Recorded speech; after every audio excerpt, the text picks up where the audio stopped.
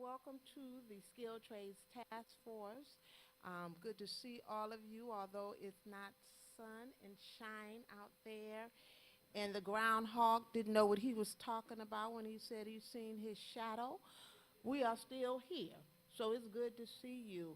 I want to just take an opportunity to thank you for coming to the Skilled Trades Task Force. Thank you to all of the unions and all of the individuals that are sitting up here with me this afternoon. Thank you to our camera crew. Thank you to my staff.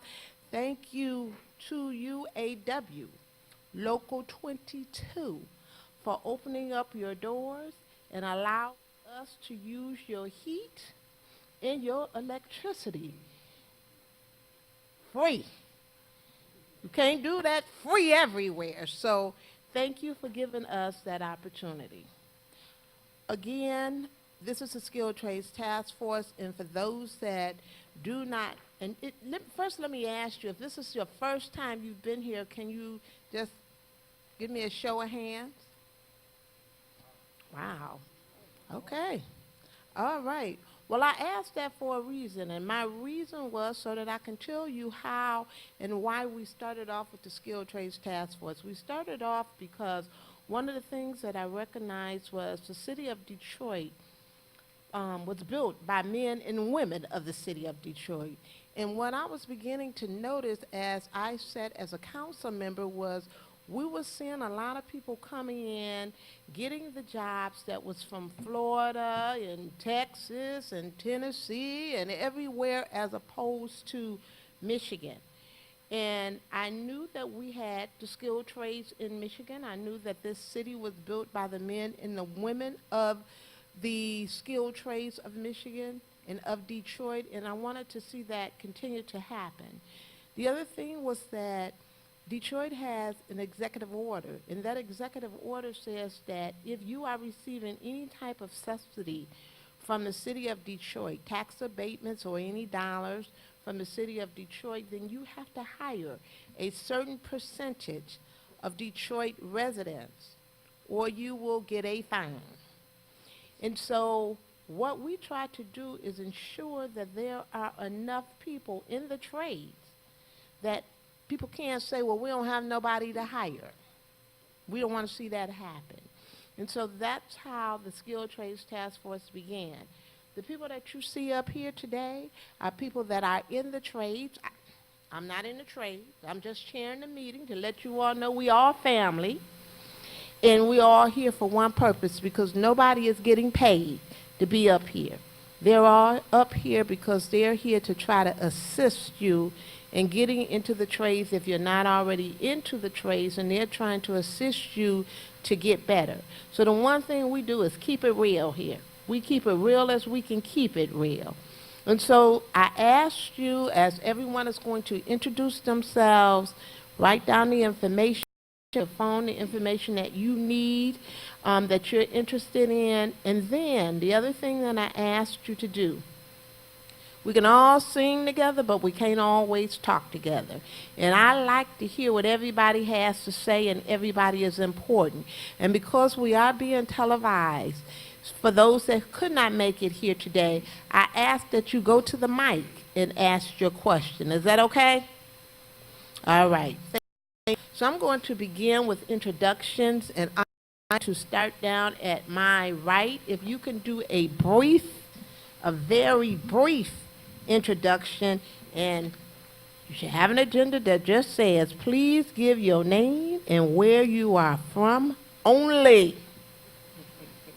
Union, contractors, developers, and City of Detroit Department. Name and where you are from only. All right? All right, everybody? So we don't have to hear the whole story and just the introductions, just the name and where you're from. Thank you. Hello, everybody. My name is Adrian Bonds. I'm president of Rufus Local 149. How you doing, everybody? My name is Anthony Ramos. I represent Ironworkers Local 25. Good evening, everybody. My name is Christian Phillips, and I'm a business representative with Aberdeen Engineers, Local 324. Good evening. My name is Jameer Moses. I'm a representative of Laborers Local 1191, West Grand Boulevard. Good evening, everyone. I'm Adrienne Bennett. I'm the president and CEO of Benkari Plumbing, Heating, and Water Conservation. Hello, everyone. My name is Rufus Hamilton. I'm the president of Plumbers Local 98. Good afternoon. My name is Rick Pruce. I'm with the International Brotherhood of Electrical Workers, Local 58, Detroit. Good afternoon. My name is Raul Zaman. I am the organizer with Bricklayers Local 2. Good evening. My name is Melody McGee, and I'm with Local 98 Plumbers and Local 636 Pipe Fitters.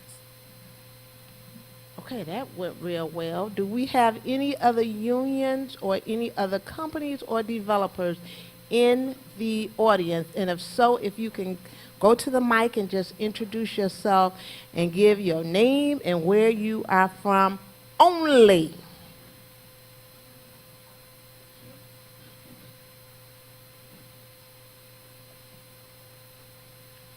Good afternoon, everyone. My name is Stacy Clayton. I am Vice President of Government and Community Affairs for Detroit Renewable Energy.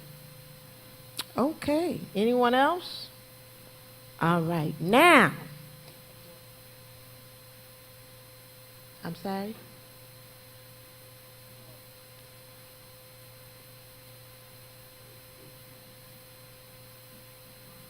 How y'all doing? How everybody doing?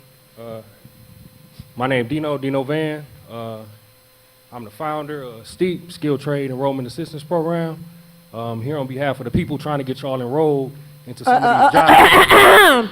Again, give your name and where you are from only. You will have an opportunity to do all of that, but I'm on the you. side. You're going to have an opportunity. Yes, ma'am. Thank you. Now, I knew that went too well, y'all. I knew that was going too well. For all apprenticeship readiness program. Thank you. Anyone else? Okay. Now, we're going to go to the second part of this. And we're going to ask that if you have an apprenticeship program or a pre-apprenticeship program, if you will give that information along with the phone number or how they can contact you. Please do not take longer than 2 minutes giving that information. Thank you. Let's see how well this goes. I'm going to start on that end. Again, I'm Melody McGee, and we do have a apprentice program for pipe fitters and the plumbers. And I'm sorry, what was the other information I was supposed to give? That's a 5-year program, and the requirements are you be 18 years of age, high school diploma, must have a driver's license, and must pass the work keys exam. And with the pipe fitter, it's just the work keys exam as well as the DAT mechanical exam. This is a 5-year program that is earned while you learn. You do not have to pay for anything, including books. We do pay you for the books, and it includes health care benefits as well as pension benefits. If you have any questions, you may ask them to me, and we do have information at the back table for plumbers and pipe fitters. Thank you. Is there a phone number they can contact? You can contact me on 313-779-1666. That's Melody McGee at 313-779-1666. And we have our plumbers here, and they can give you some more contact information. Thank you.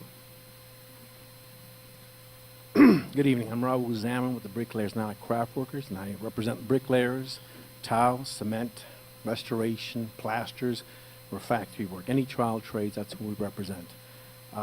We have a pre-apprenticeship program. It's a 12-week program. It's treated like if you were going to work. It's from 7 to 3:30. You're expected to show up on time. You're provided with all the necessary equipment, and we have 2 professional instructors, at no cost to you.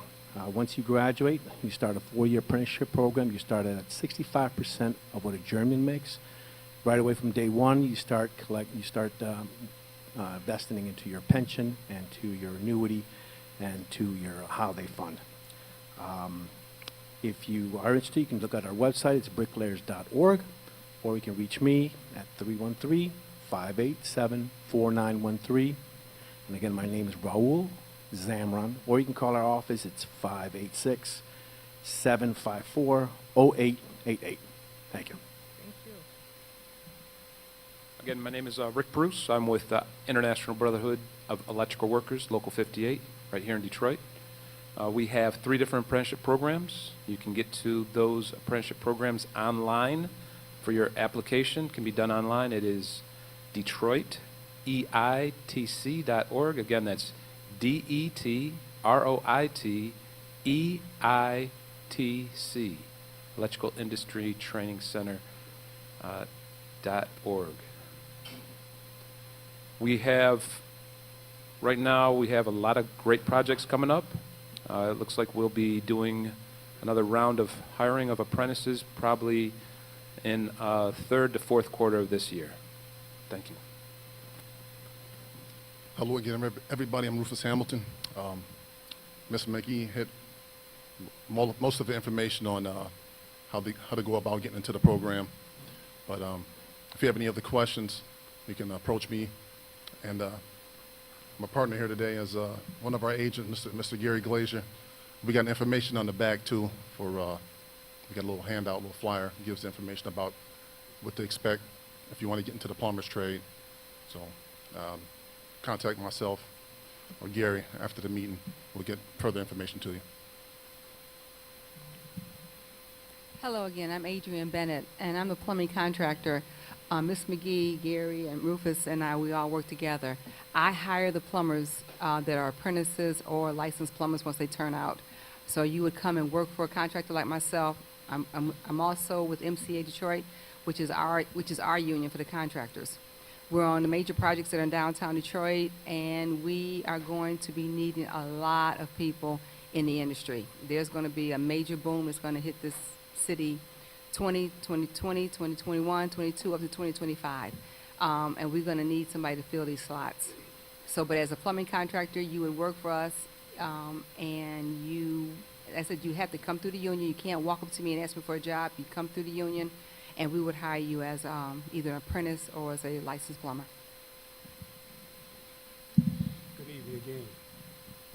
My name is Jameer with the Laborers Local 1191. We also have a 4-year apprentice program, 400 hours in the school, 4,000 hours in the field. But right now we are working in conjunction with Ajax Paving and Cadillac Asphalt for a pre-apprentice program. A lot of the men and women you see working on these roads and bridges go through our pre-apprentice program. We have a very serious upcoming season with the road work, and a lot of our contractors telling us to have people apply online on their website for the pre-apprentice program. So we leave it up to the contractor also to determine who's a pre-apprentice, who's an apprentice, or who's a journeyman. But we do have some information in the back about our training center, about our school. So if you are interested in being an apprentice or a pre-apprentice, please contact those 2 websites, Ajax Paving and Cadillac Asphalt, and also our website, laborerslocal1191.org. Also, we have 2 agents that's also in the crowd to answer any questions that you may have on our apprentice program on the upcoming jobs that we have. Oh, we have 3. I'm sorry. Thank you. Hi, Chris Phillips again with the Operating Engineers. We have an apprenticeship application process coming up June 10th through the 14th. We're taking applications online at oe324.org. I have flyers out back. You can check. It's a 4-year apprenticeship, 8,000 hours. I myself came through the apprenticeship program, graduated 4 years ago, so I can't speak enough of it. We have a hoisting and portable and a heavy mechanic technician course. It's a great program. I suggest you check it out. www.oe324.org. Again, how you doing, ladies and gentlemen? I represent Ironworkers Local 25. My name is Anthony Ramos. We too have a 4-year apprenticeship program. You can get the information on our website at ironworkers25.org, or you can call our apprenticeship school. The phone number is 248-960-2130. And just like the rest of everybody on this panel, we too have a pre-apprenticeship program that is ran by one of our members, one of our local iron workers. His name is Dino Van. He's sitting over here to my right. He runs a pre-apprenticeship program to get you ready to go through our apprenticeship program. So he's got information over there for his program. See me afterwards. I got business cards if you want to talk to me. There is also another agent, Bob Sabatis, in the audience here. Talk to either one of us. We'll be happy to talk to you and get you moving along in the ironworker industry. Thank you. Hello, everyone. My name is Adrian Bonds. I'm with Roofers Local 149. We also have a 4-year apprenticeship program. Earn while you learn. There's no pre-apprenticeship. You go to work, go straight to school after you pay your obligation. And you can reach me at 313-961-6093. I have some handouts in the back, and I'll be here afterwards if you want to talk with me.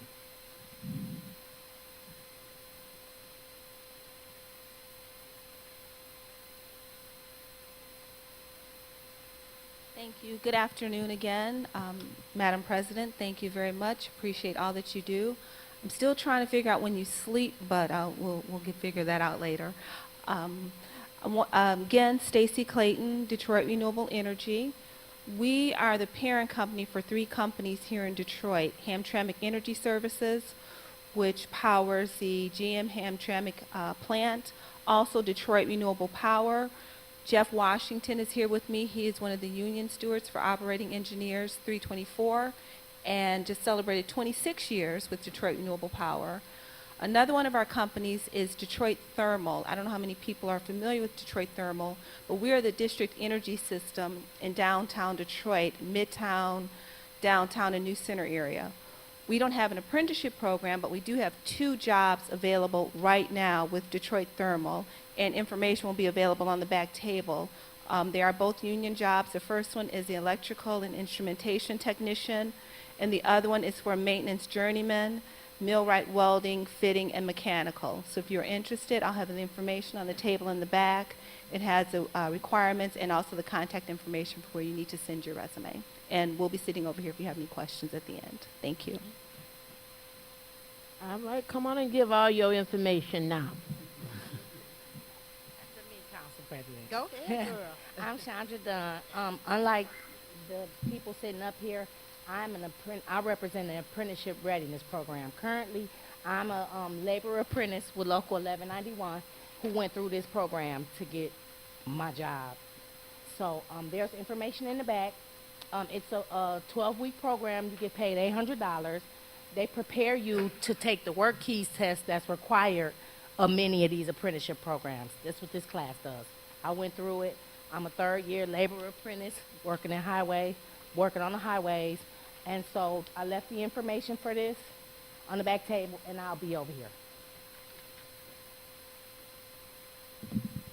How y'all doing? My name Dino Van. I started a program for y'all, Skilled Trade Enrollment Assistance Program. I represent everybody that's here. I'm an iron worker. I'm a union iron worker, so I represent all of the trades. I'm a Detroit resident, so I represent the Detroit residents. A minority, I'm fighting for y'all, I want y'all to know all of these opportunities is real, all right? The money to be made is real. I'm an iron worker. I've been a journeyman for about a year now, but before I was a journeyman, I was making 60 grand, 70 grand, 80 grand, before I was a journeyman. They accepted me, they accept us, right? The thing is, you gotta know how to get in. You gotta know the steps that's necessary to get in. So it's cool to come in and get all of this information, but when we leave here, what do? When we leave here, you gotta know how to apply. You gotta know when to apply. You gotta know what documents you're gonna need. You gotta know what happens after you turn in your application. Because what happens after you turn in your application? Anybody know? Right. So we started a program to help you. Help you get your applications in, help you pass the test, help you get through all of them barriers that come with you trying to go at this process by yourself. You ain't gotta go at it by yourself. It's a whole bunch of us now. It's a whole bunch of us that have been through the program. STEEP has placed over 50 Detroit residents into these skilled trade positions. We continuously have class. My class is here in the back. Now they all graduates. They all have applied for all of these opportunities. We've applied for the operators. We've applied 1191. We've applied for the electricians. We've applied for the bricklayers. We've applied for the sheet metals, and they're all in the back. Every single one of them in the back can ace that test. Every single one of them in the back got their documents ready. So the question is, how do we get the people that's ready into these positions, right? That's the question, right? Right. STEEP is the solution. STEEP is here to make sure that that happens. STEEP is here to fight for you, bro. STEEP here to be at these meetings to make sure that your application do go the right way. STEEP here to make sure that once you do get accepted into these trades, that you actually working, bro. You know, that you actually getting these jobs where we making a lot of money. Not only that, we got about 10 job opportunities right over here on this table. Only thing you got to do is come sign your name, check out the opportunity, check out the money, check out the requirements, check out what's needed, sign your name. You sign your name, we contact you. We contact you and we coach you through the whole process. All right? For a lot of the opportunities, you got to have qualifications. And for a lot of us, when we first start off looking for these jobs, we don't meet those qualifications. We don't meet those minimum requirements. And that's why we're here. We're here to help you meet those minimum requirements. So when you, STEEP, S-T-E-A-P, STEEP, STEEP.org. So when you get a chance, we don't want to interrupt the meeting, but we have all of the information on the side. Thank you. Okay, so everybody went real fast, and nobody really actually told what qualifications you actually need to get into the apprenticeship program, with the exception of one or two people. So I'm going to go back to everyone, and if you need extra qualifications, like if you know you have math tests that you have to take to get into the programs, please talk about the qualifications that you need to get into the apprenticeship programs that you have. If you do not need to worry about that, then you don't have to talk about it. The other thing I want to say is that most of the apprenticeship programs, most of the trades do accept returning citizens. So if you are a returning citizen, then you're okay for most of the trades. The only thing is that when you fill out that application, don't lie. I'm going to say it again, because I keep it real. When you fill out that application, if they ask you if you have had any felonies, in case you don't know what a returning citizen is, in case you think I'm saying if you're coming back from Cuba, I'm not. If you are a returning citizen, don't lie.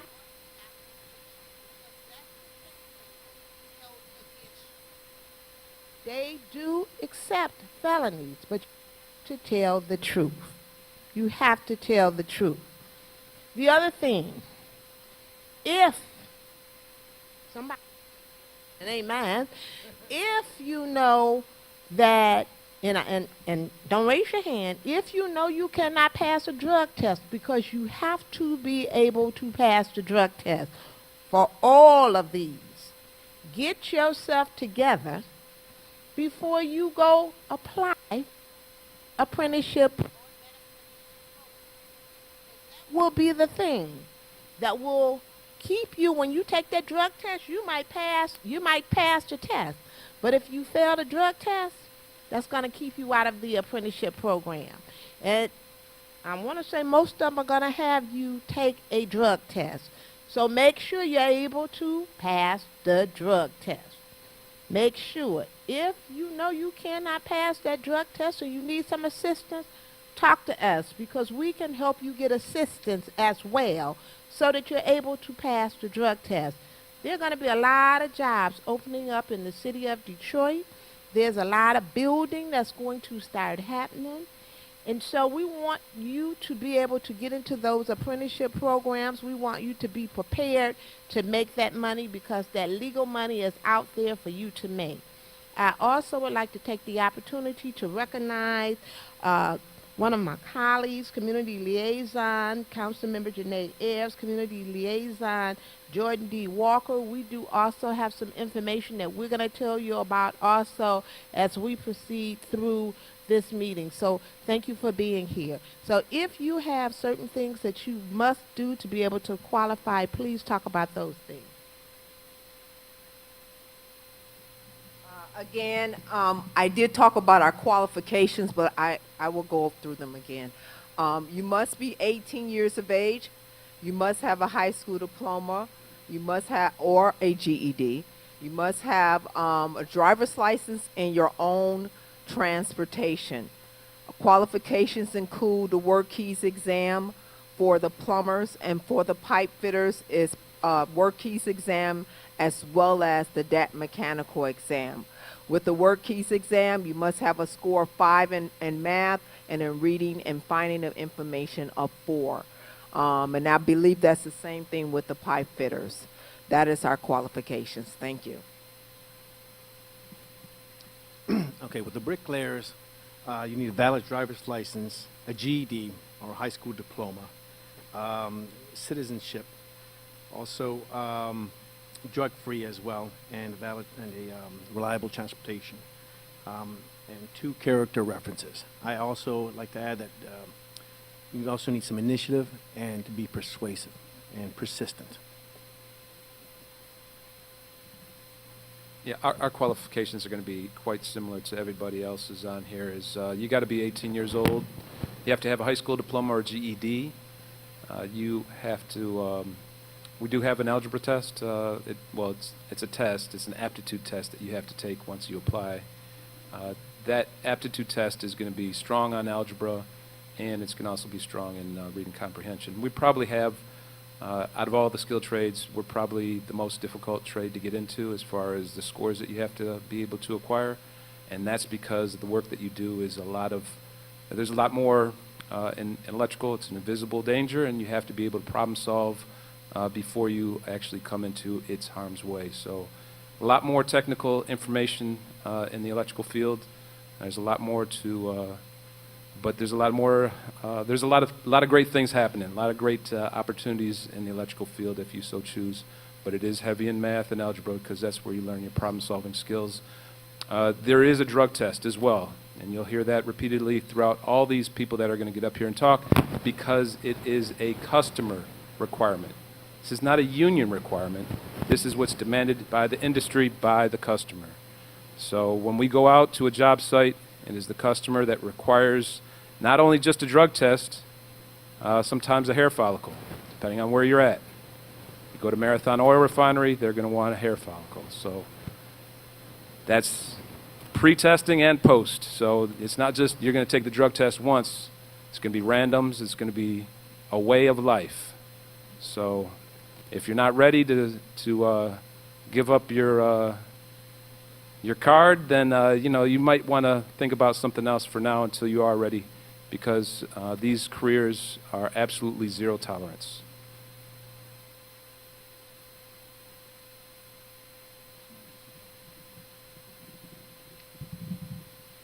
I'll speak to you about working for a contractor. Everybody else talks about the apprenticeships. You'll get into the apprenticeship, but as a contractor, what I look for as a contractor is that you're going to be there every day. You're going to be, if your shift starts at 6 o'clock, you should be there at 5:45. When the day ends, the day ends. You don't come, it's not to socialize. You don't bring your cell phone. Those are safety issues. We've been on some of the bigger projects in downtown Detroit, so when we look at the apprentices, when we look at the journeymen, we're looking for the qualified people that will stick and stay. As a contractor, we want you to be able to grow with our company. We've got one gentleman that's going on his 5th year with us, and the other gentlemen are all following along right along with him. We're looking for the best to be the best. We're going to be around, and contractors want you to show up every day, be on time, come to work, none of the lollygagging. This is not play. This is serious. This is not a job. It's a career. You're developing, you invest in 5 years into the apprenticeship. I've got 40 years invested in this, and these other gentlemen that are up here, they've been out here almost as long as me. But the thing is that, can you pass a background check? We do a lot of government work. They talk about the hair follicles for the drug test. There's some qualifications depending on which contract you end up with. will determine what kind of work you're going to be doing. So background checks are going to be looking into your background. If you know you can't pass a background check, when the contractor asks you that, let them know, I can't pass a background check, and you won't be selected to work on those jobs. And as I said, come to work every day and be willing to grow, because you can be a foreman, you can be a superintendent, you can be an estimator, you can be a construction manager, you can be a project manager. There's elevations in this industry. I've taken all the steps, inspector. So when you look at this, don't look at something that's just a job. You look at this as a career and the different avenues that it'll bring to you. And as a contractor, we're looking for the best. Thank you. The qualifications that we have for the laborers, for you to become a member and join, is dedication, hard work, of course, being able to pass a drug test, being able to get to work on time and work hard when you get there. We do not have a test that you have to take for you to pass or fail for you to become a member of the Laborers Local 1191. The qualifications that you have will be determined by the contractor. That's what our apprenticeship program is for. That's what our pre-apprentice program is for. I became an apprentice in concrete and knew nothing about concrete when I got there. I was nervous and said, man, how can I pass this? But the journeyman who taught me knew that I was willing to work hard. He seen my determination, and I learned from that. So again, about the drug test, I know a lot of people say, okay, I got my card, I should be able to smoke. Well, if you got to smoke because of an illness, maybe you shouldn't be in construction. And that is a serious issue. It's going to get even more serious now that we are a recreational marijuana state. There's a lot of work coming up. There's a lot of work. And a lot of these guys, and men and women, work on the highway where cars are moving by fast, next to heavy equipment. So you have to be mindful in the right mindset when you go on these jobs. So again, be able to pass a drug test, dependable transportation, the right attitude, being able to get on work on time, get to work on time. Those are the most important things that contractors want to see. You can have all the knowledge in the world with the wrong attitude, and they will move you out the way for the guy who don't know nothing, but his determination is perfect. Thank you. Well, I'm pretty much going to echo what everyone else said, except for with the operating engineers, you can be 17 at the time of application, but you do have to have your high school diploma or GED at the time of applying. Work keys and drug test is a must. You know, going back to what the Madam President said about the felonies, you know, we're not looking at your past, we're looking at your future. You know, I believe, I mean, it's a second chance for a lot of people. But a good attitude, good work ethic, good transportation. You know, we're looking to put people to work, make really good money, and it's a career, no doubt about it. So that's it. The Ironworkers, upon applying, again, you can get our application online at ironworkers25.org. Our main requirements are high school diploma or GED, valid driver's license, social security card, and you must pass a physical and a drug test. That's upon applying to the school. When you come see us at the Union Hall, we are going to make you go take another drug test. We are dead serious about clean workers and staying off drugs. It's a dangerous job out here, guys. We put our lives on the line every day we go out here and work. We want to see you go home the way you go to work, okay?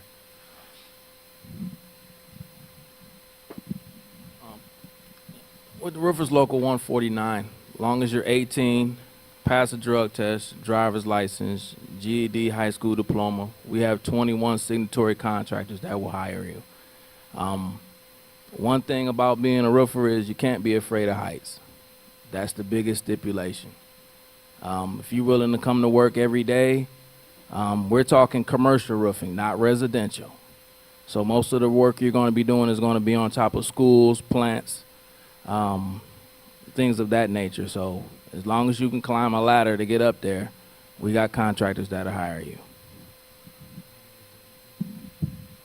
I'm sorry, you must be 18 to apply also, and we do require by the Department of Labor to take aptitude tests, which Brother Van can help you out in.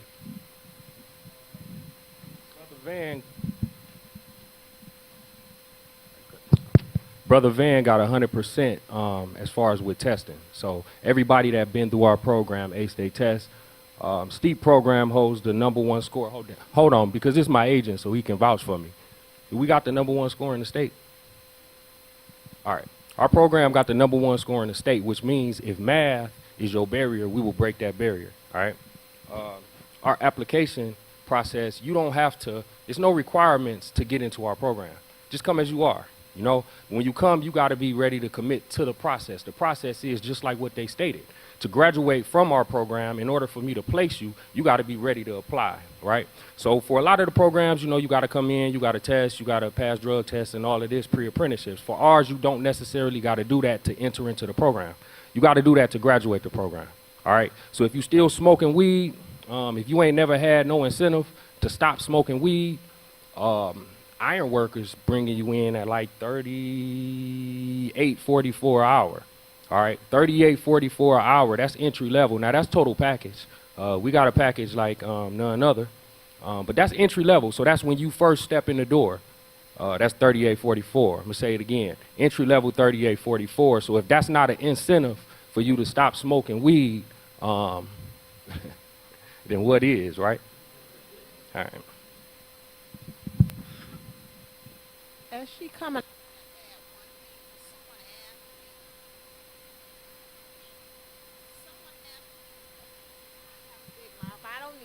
Somebody asked me the question on whether or not if you have a medical marijuana card and if it's medical, does that count? Let me tell you, it doesn't.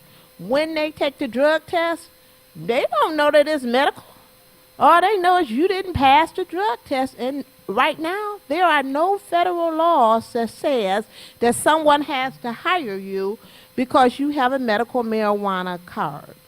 So no, having a medical marijuana card and saying that it's medical marijuana or medical whatever is not going to qualify you for the job. And I keep it real.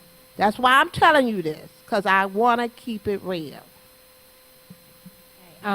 There are requirements for the pre-apprenticeship program that I represent. It's pretty much the same. Well, what they left out, a lot of the apprenticeships left out is that you have to be sponsored as an apprentice. That's what we do here.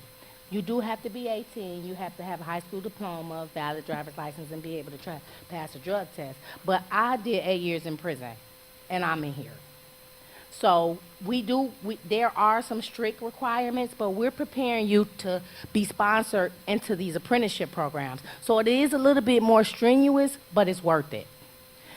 Like I said, I'm a laborer, and we're hiring hard. So you have to be sponsored. You have to be hired from a company, a construction company, to be sponsored as an apprentice.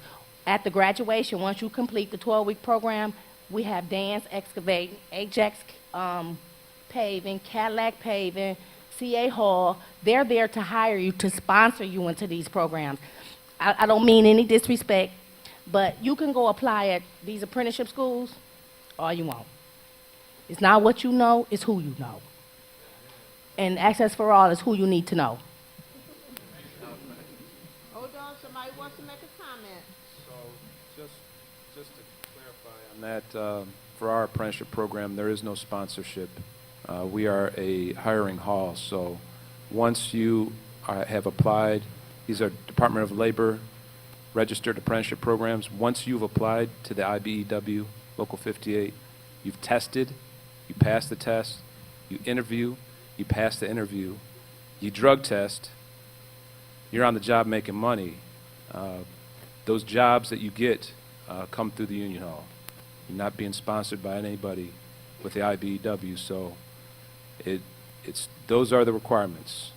There is no other requirements. There are pre-apprentice programs to get you prepared for, and we have those as well. We will be hiring late this fall, so about November we're going to open up the application process again. DET, ROITEITC, so it's Detroit Electrical Industry Training Center. We also have Russell Rader as another one of our agents out there. If you want to just raise your hand, he's another person with the IBEW as an agent that can help you as well if you have more questions out in the audience. Thank you. Iron workers, you don't need to be sponsored either. We open applications are accepted all year round. We take applications every day. We currently got about 250 to 300 apprentices taking classes right now and getting ready to start another 5 classes here real quick. Again, you don't need to be sponsored to be an ironworker or apply to the ironworkers.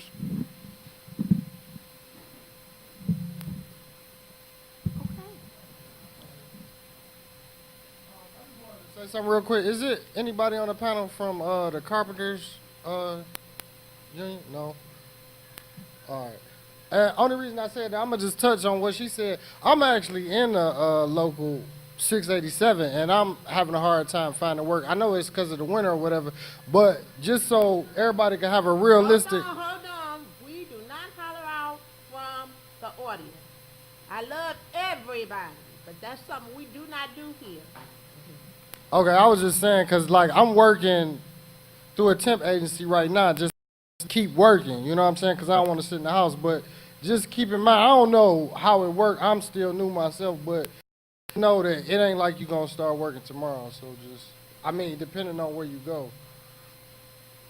And I wanted to talk to somebody, if there was a contractor up here that was doing carpentry, I need to talk to you. That's why I really wanted to see.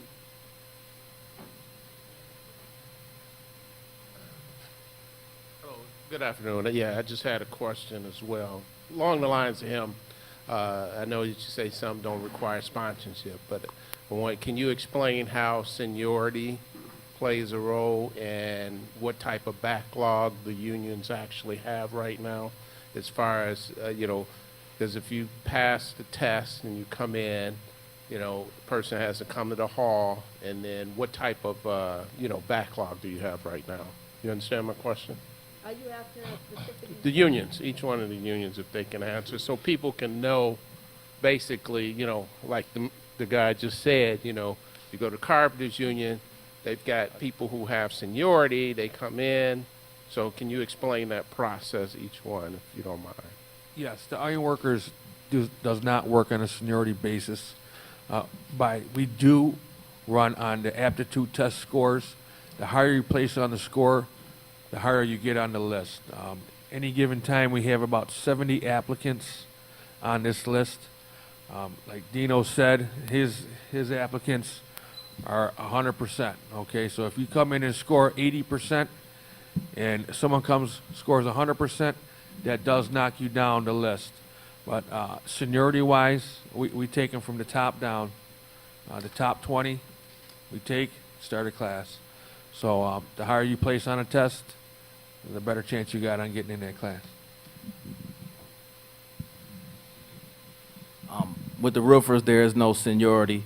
Once you start working with a contractor, $5 a day. Once you pay your obligation of $500 for your initiation fees, you go directly to apprenticeship school. There's no waiting list, none of that. We take 25 to 30 new apprentices twice a year, so our classes are in January and July. At that point in time, 4 years at the end, you have a journeyman's card. There's no list for us. With the plumbers, there's no waiting list. There's no seniority or nothing like that. There are times when we are taking applications, and there's times when work is slow and we don't have as much movement. But once work does break in the future coming here, there's going to be a need, and we're trying to address that problem before we're behind needing people. So I would suggest it takes time to go through the process, fill out the application, make sure you can pass all your tests and whatnot, and apply, because it's nothing that's going to happen overnight. It's going to be a good few months process. But once you pass everything and we got that need for work, you get your opportunity, best believe we're going to give you a chance to make money, get a job. All these apprenticeship programs, all of them up here, are earn while you learn. So they're not going to hire people just to sit. They're going to have jobs for you. People don't just, for us as well, that we're not going to bring in apprentices unless we have a place to put you. I mean, we're just not going to be having people just taking classes in a school. Ours is every other week you're in class, but the rest of the time you're on the job site where you're learning the hands-on every day. But then twice a month you're in the classroom learning the theory behind what you're doing out in the field. There is going to be where you have to get on the computer and do work on the computer and do your homework on the computer, and all that stuff is it's a lifelong learning process.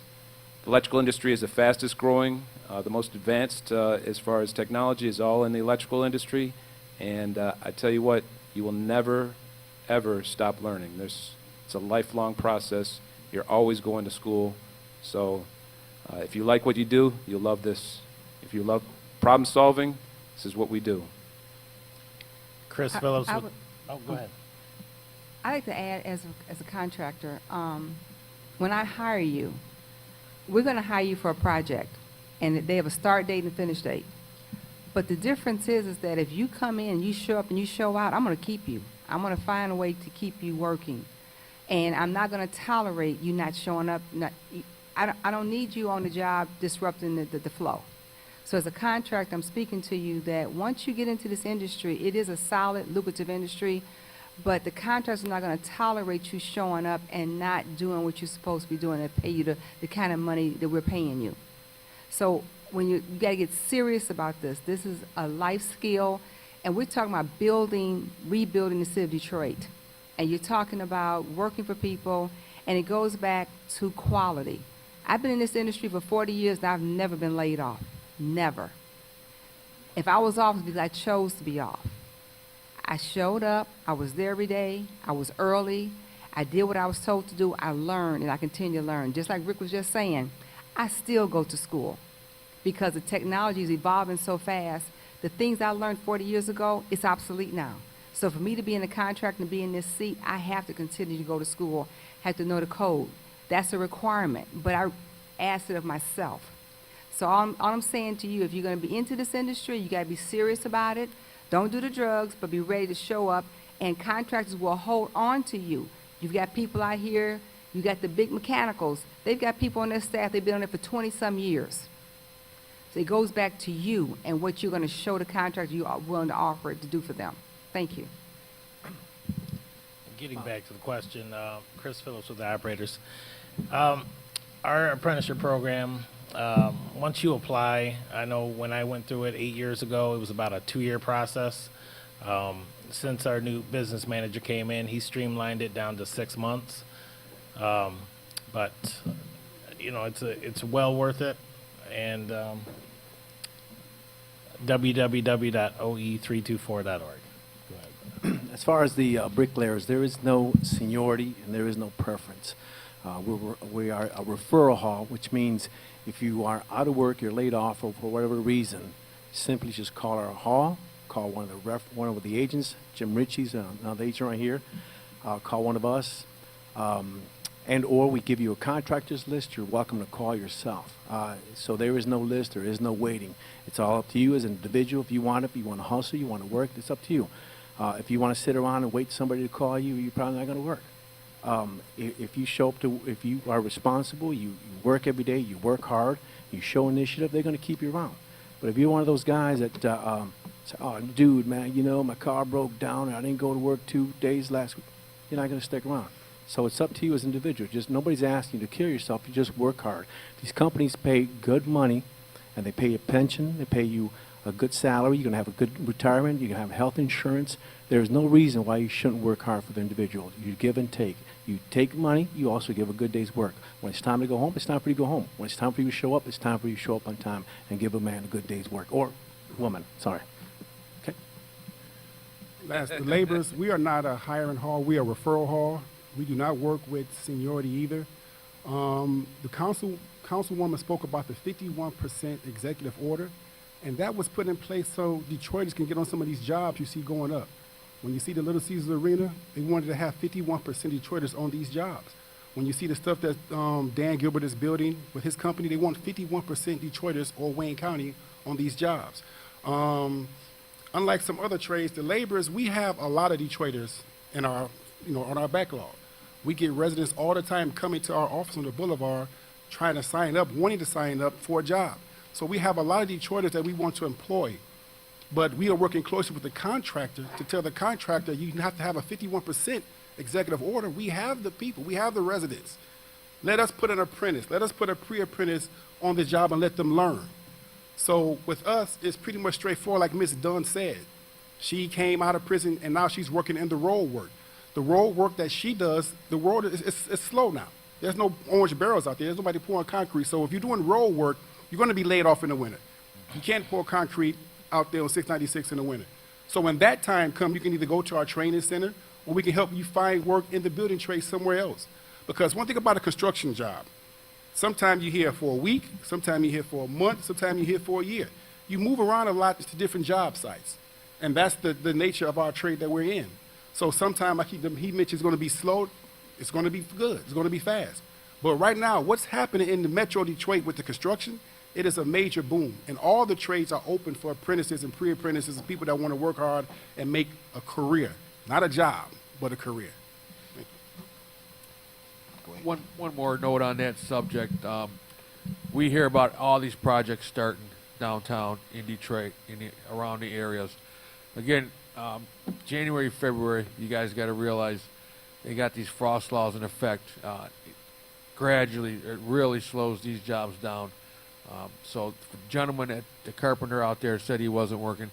I'd give it another 2-3 weeks, and I tell you what, you'll be begging for a day off here. But that's the nature of the beast. January, February are always the slow months of the year. So just want to add that. Thank you. Thank you. And for those of you who don't know who I am, I'm just joining you. My name is Stephen Grady, and I'm Chief of Staff for your Detroit City Council President, Brenda Jones. She has asked me to sit in for her for a moment as she had to take care of some business briefly. We're going to continue with our program. I would like to recognize Mr. Brian McKinney. He is the owner of Guyanga. Did I pronounce that right, Brian? Guyanga Company, which is one of the city's demolition contractors, minority demolition contractors. And we had to fight pretty hard to help Mr. McKinney to start to get some contracts, but he's starting to get some contracts now. So if you're interested in the demolition program, Brian, I don't know if you have any words that you'd like to say. If you could go to the microphone there, because we are being taped for rebroadcast, and that's why we ask you all to go to the microphone to make comments. So I'm going to give you the next comment. We just want to give Mr. McKinney just a couple of moments to tell us about Guyanga. Well, appreciate being here. Thank you, Stephen. Guyanga, we're a Detroit-based company. We're Detroit headquartered, 100% African-American owned. We believe fully in making sure that Detroiters can participate in the resurgence of our city. Stephen Grady, Council President Brenda Jones, has been extremely helpful in this fight, making sure minorities get to participate. We know that we hire our own people faster than there's data around that. And so we actively work. We're return to citizen friendly. Seeing Jameer up here, we are definitely 1191. So we are union, and we are always looking for people, like Ms. Bennett said, people have to be on time. People have to show up. People have to be committed. If you are hard working, you're serious, we really try to make sure we can keep those people, even though we're project by project. But there is opportunity to grow. There is a ton of opportunity, and I do know that council is definitely holding companies accountable to that numbers. Every other month, we're having to verify our payroll, how many Detroiters. So it's a great time to be a part of the skilled trades. Every trade I've interacted with, you can tell the difference by people that are in the union versus are not, and just the skills are in the union. They have the best training program, and employers want to see that and then just stick with it. And just make sure you do your part. If you make excuses and not showing up or not passing drug tests, none of these people here can help you. We don't, as the owner, we don't want to hear what they have to say if the people that are coming are not doing what they're supposed to, and we can't do our part along with Council President and all her initiatives to make sure that Detroiters are getting a chance to participate. So we're always looking. We're hiring right now. We can't get enough people, so I'll be over here. I'd like to just say one thing. Excuse me. I'd like to just say one thing about Brian, because I've been knowing him and his company. He is a very good owner, and he has hired a lot of Detroiters. And me and him have met before, and what he said to you about his company growing and he's looking for people, that is a fact. and he's one of the contractors that you should talk to about how to get and be a part of his company. Hello, I just had one basic yet broad statement. I did 1 year accelerated course of electrical technician, and I understand you guys have like a 4 or 5 year apprentice program. So I went to Kaplan, but Kaplan, somehow they moved out and somebody else took over. So I was wondering, do that count as something, as a year, or how do you guys view that? You said electrical, right? Yeah, electrical He's walking technician. out the door. Rick, is someone else here from electrical? Oh, I'm sorry. Okay, he has someone here. No problem. He can answer his question. Thank you. Can you come up? You can just come up and sit up here with us.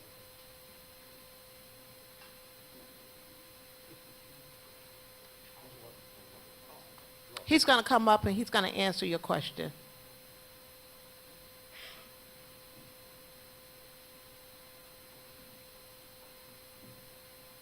Hi, how are you?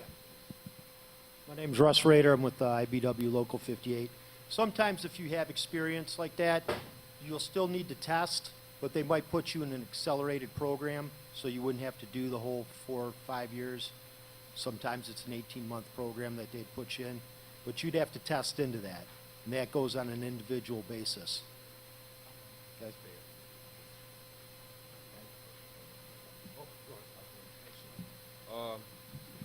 Just a few things real quick. Just like the brother touched on, as far as these residency requirements, I just want to make sure that y'all know that it is work being done in the city of Detroit. And, you know, as y'all riding, you know, on these freeways and as y'all riding around and y'all seeing all these developments, you might go to sleep and wake up and the structure went up. You know what I mean? You might look around and, you know, houses getting tore down, freeways getting built. It's still work going on in the city of Detroit. And we got some very active people that's out here that you can follow that's recording all of this work that's going on in the city of Detroit. The problem is, take a picture when you see it. Take a picture when you see the crews. Them crews ain't 51% Detroit. Most of them is 100% non-Detroit. So when it comes to actually obtaining these jobs or making sure that this 51% is, you know, actually being followed, you know, it takes a lot of the citizens, a lot of the, you know, workers that actually, you know, got a passion or actually want to, you know, fight for these jobs to be a part of this process, because these jobs are worth fighting for. And like I said, anytime you see somebody working on the side of a road with a hard hat on, that's 100,000. All right. So for every single one of these workers that y'all see with these hard hats on, just think 100,000. All right. So for every single one of these workers that y'all see with these hard hat on, that's non-Detroiters, just think 100,000. All right. So I hope I'm making my point clear. As far as the union, the Carpenters Union, I received a call from Mr. Damian Nelson. There are carpentry opportunities. I have a list right here in the sign-in sheet right here. He's looking for however many workers that we could bring him. He's looking for journeymen. He's looking for entry-level apprentice as well. So there are opportunities. You just got to be prepared to fight for them, and we fighting for them. So we need to know if y'all looking for these jobs. We need to know if you're qualified and eligible for these jobs, because we need to have a list of the people that are qualified and eligible for these jobs. So when we present ourselves to these corporations, when we present ourselves to these contractors, when we pull up on them, we got some people that's qualified, you know, that's ready to step in and get this work. Thank you. Hello, I'm Jim Ritchie with the Bricklayers and Allied Crafts Local 2. The gentleman preceded me stole my question. I was going to put it to the group and the audience that basically, if you have like 2 years experience or so with the bricklayers, we can place you. You don't have to do the 12-week pre-apprentice. If you have experience in any of the trades, you can come into their hall, talk to somebody, one of the gentlemen here, or give a call to the halls and tell them you have 2 years experience, 10 years experience. We can put you to work probably in a week. A gentleman talked to me as I came in. They asked about it. He's got about 1.5 years experience. I'll probably be able to put him to work next week. So that's part of it there. If you have experience in any of the trades, take it. You've already did some of the training. Thank you.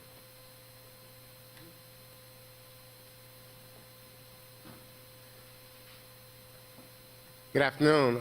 Thank you all for coming and greetings to the panel here. My name is Kevin Green. I'm representing Focus Hope, an organization celebrating our 50th year and soon to be 51 years of service to the community. Focus Hope is one pillar that we have is workforce development and education.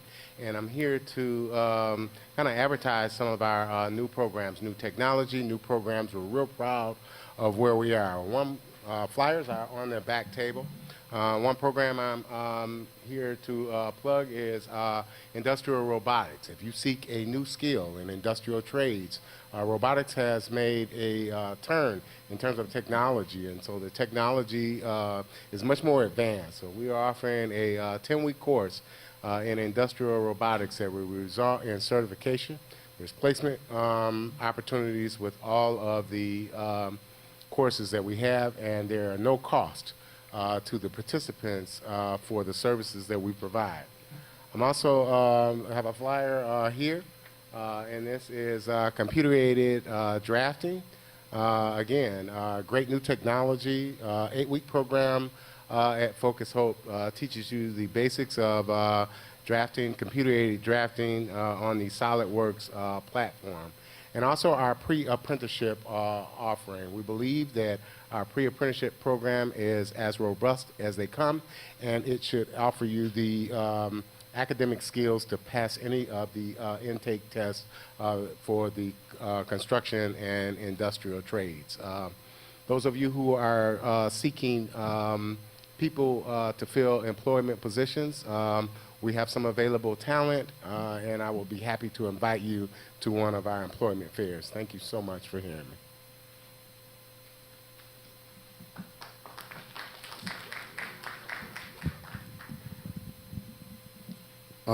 I just want to touch on what the brother was saying.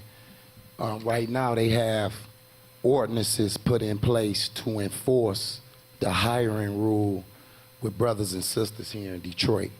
It is a total lack of diversity on all development, all contracts. Bump what any paperwork say. Look at the actuality of what you see. You don't see no development by people that look like you in your communities. Now they have an ordinance in play right now to try to get pushed to put some strength on enforcing that hiring rule. We need the people to step out and support these ordinances. So find out whatever district you're from, and make sure whoever represents you in that district is supporting the ordinance that's put in place right now that they're trying to push, that they holding up in the committee. Most of the council members or the branch of government is holding it in a committee. They're sending it to a law committee to try to avoid it's being voted on. The people need to support the 51% and make sure whoever your representative is in your district, that if they do not enforce or do not support the hiring rule, y'all need to vote them out because they don't support you. Arthur.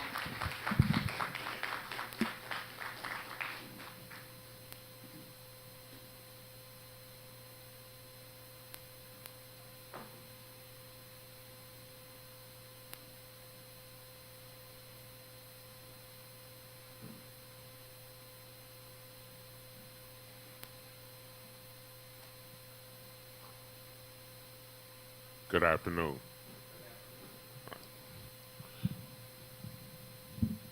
My name is Arthur Edge. I work for the city of Detroit. Council President, thank you for inviting me. I see everyone sitting here, and I assume everybody's looking for a job. I work in building safety engineering.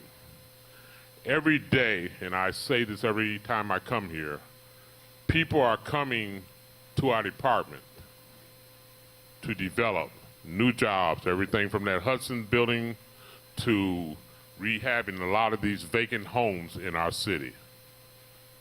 Those are your jobs. You need to get into one of these programs that these people up here at this table are offering, the apprenticeship programs, and become part of what's going on in this city. If you don't, You're going to look at people outside the city that don't look like you taking those jobs.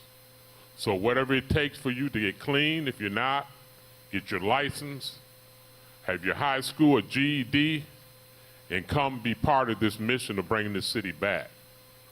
I get tired of people out there. I pass out information to a lot of young men out there on the streets doing what they shouldn't be doing. And before they get caught up and wind up in jail, they could be doing something positive and making a decent living. I believe most of these jobs here, they start out, I don't know, what did it start, $13, $14 an hour? And I believe elevators start out at $25 an hour. That's walking in the door. So you shouldn't be sitting around looking for a job. So if you're smoking with the new marijuana legal, you're not going to get a job. If you don't license not right, you're not going to get a job. You got to get there. But if they are, the job is yours. That Hudson's going up. That's going to be the tallest building in Michigan. They're going to need a lot of people there to do that. They're putting in the caissons, foundations right now. But when that starts going up, they're going to need you to step up. The city of Detroit, with the amount of work that's going on, they're hiring inspectors. You walk in the door, that's $63,000 a year. So if you have any kind of construction skills, go online, fill out the application. If you pass the qualifications, they'll call you in for a test. So instead of sitting around, do something. This is your life.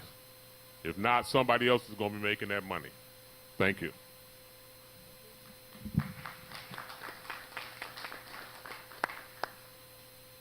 Thank you, Council President, for being here. Once again, I'm Percy Johnson, and I try to be your mentor, some guidance for you. If you need to be in touch with the individuals that are here at the table, if you're talking to some of these recruiters who are giving you an opportunity to advance yourself, you can use me as a contact number. I'm going to give you my phone number. My phone number is 313-719-9921. And just text the word help. All right, I have a day job. I'm a pipe fitter by trade and a plumber. So if you text me, I have a way of checking back with you, to get with you, and I'll personally call you and guide you and see what route you're trying to pursue and pass on the information to help assist you in what you're trying to achieve. Okay, it's a few things that I didn't hear that I know that's available among some of these programs. So some of you might have driver's responsibility fees and your driver's license is not right. Some of you might not even have transportation, and you need a job to get you going to where you can get your own transportation to put you at a level to where you can go to some of these job sites that are employing you. So I'm kind of can speak on the labor. Don't you have a central location where a person can come and from there get where they can use bus transportation to get to employment? I'm not so sure about that. Okay. Yeah. I mean, if it's something that's going on and we'll meet them at the local, we do have a van there that we use sometime. But I have an agent in the audience. He can better speak to that because I believe this question came up before. Yes, and sir. he spoke about it. Mr. Carney? Right. Okay, you speak on that, please. How you doing? Good evening, everyone. My name is Reginald Kearney. I'm with Labor's Local 1191. We do not offer any type of transportation to and from employment. I'm gonna give you an incident where we have a young gentleman that came in. He was homeless. He was living in a shelter. His wife was living in one area and he was living in another. He came to us looking for work with a bucket in his hand. And he traveled on a bus route all the way to Sterling Heights and he's working now. He's been working steady. He obtained him a vehicle. He now has a home. But like everyone said on this panel, if you determine enough, you will seek a way to get there to and from. Now, we don't offer any assistance, but if we see any type of initiative that you want to get to work, and you take the initiative to do it a couple of times, and you may come to us and say, hey, I may need a little help. We might take it upon ourselves as agents to go in our pocket and give you a couple dollars to last you to get to work. But no, we do not have assistance with transportation. And there's also pre-training programs. I know SS for All is one of them. Steep probably have assistance also for individuals who are bound down with you don't have a valid driver's license and you need an opportunity to be paid some of the fines to get you to a point to where you can get your license reinstated, but they'll set you up to where you can at least make payments so you can have valid driver's license in order to be able to get your driver's license, because that is one of the strong requirements that a lot of the trades insist on, that you have a driver's license, valid driver's license, because you have to go to different job sites, and you also, their schooling requires you to drive around and be able to get to their school location. And then there's one more thing that I would want to point out also. Focus Hope, they are a facility who have training right there on their site. So if you just get to Focus Hope, that's a site that, and a lot of their jobs are locations to where you just have to get to the one particular location where the job is at. You know, so you don't need that transportation where you have to drive to get to the job site to get your journeyman car to get through with the apprenticeship program. All right, so once again, use my phone number 313-719-9921. And if you need any more help, just text me help and I'll be sure to get with you. Thank you. Hey, Percy, I Yes, want you ma'am. to stand up there because I want everybody to understand something. Percy has done more than enough to try to assist anyone possible to get into the apprenticeship program. I don't know how I end up with the assignment, but he given me the assignment to assist him in any way possible. And me and Percy have talked early in the morning to late at night trying to assist anyone to get into an apprentice program. If not the plumbers and pipe fitters, we try to lead them in a direction that they want to go. So the question was asked to me about bus tickets and transportation. As you know, transportation is the #1 issue statistically what's going on with the city of Detroit. There are transportation assistant programs. I've looked into them. We had a meeting about it today with the city of Detroit that we're trying to assist apprentices and mentor them into the program. There's women programs that Percy know all about that I just passed out to everyone that is in apprentice program and they need some assistance and you are a woman. They are giving out scholarships now for women to assist them with rent, car notes, and things of that nature. We try to do whatever we can to help you and assist you, but you have to ask us the questions. I'm going to meet with Secretary of State regarding licenses. Me and Percy try our best. I have spoken to every program that's out there with the exception of Focus Hope. We're trying to fit in with them. But I have spoken to everyone about how to complete an application. I've even had a list of questions for mock interviews from all the apprentice programs. We're out here, but you have to ask us the questions so that we can assist you in any way to help you get into the apprentice program so you can make that six-figure income. So DESC has programs where they allow you to have bus tickets. They have that out here. If you need assistance in trying to get transportation, ask the questions and we'll try to assist you in any way possible. Thank you. And let me also say a couple of things. Personally, I want to also thank you because it's not too many people that will stand up and know they're on TV and say, if you need assistance, here's my phone number, and give their own personal cell phone number. I will help you. So, and he does that at every meeting, so I definitely want to commend you for that. I don't do that.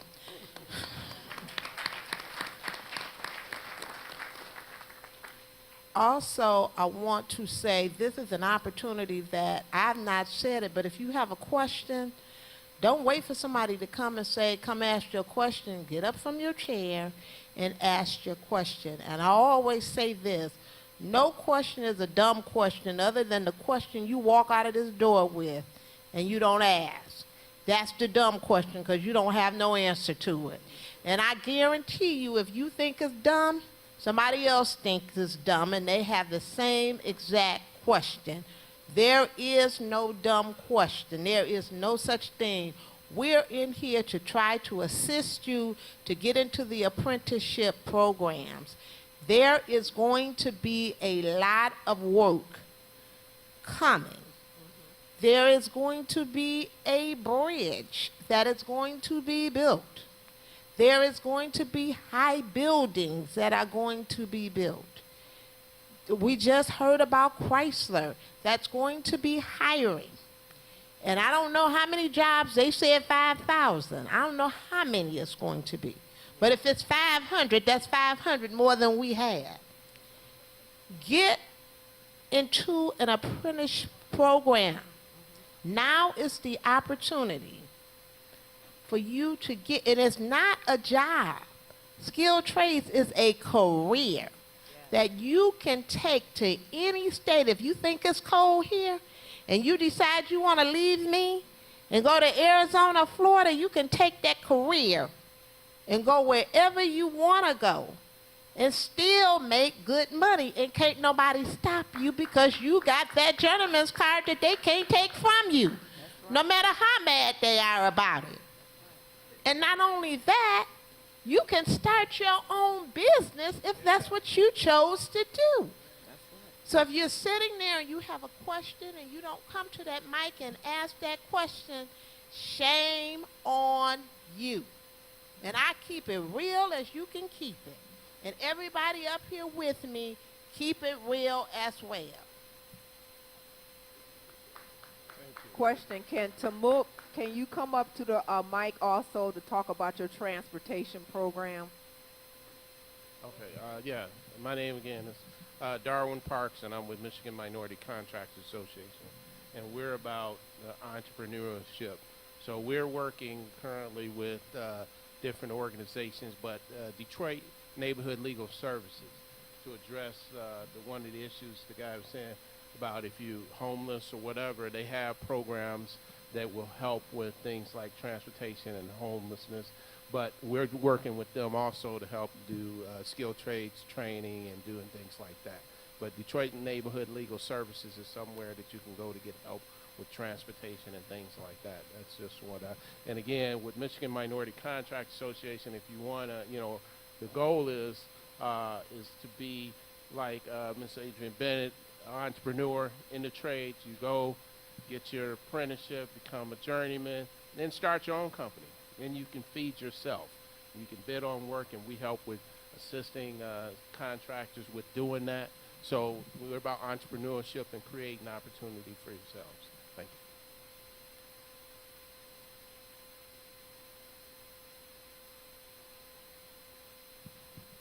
you. Good evening. My name is Tamuk Scruggs. I'm an apprentice for local 80 Sheet Metal Heating and Cooling. I'm also the president of Positive Brothers of Today. What Melody just asked me to come up and talk about is my transportation program. It's called RAP, the Recycle Auto Apprentice Purchase Program.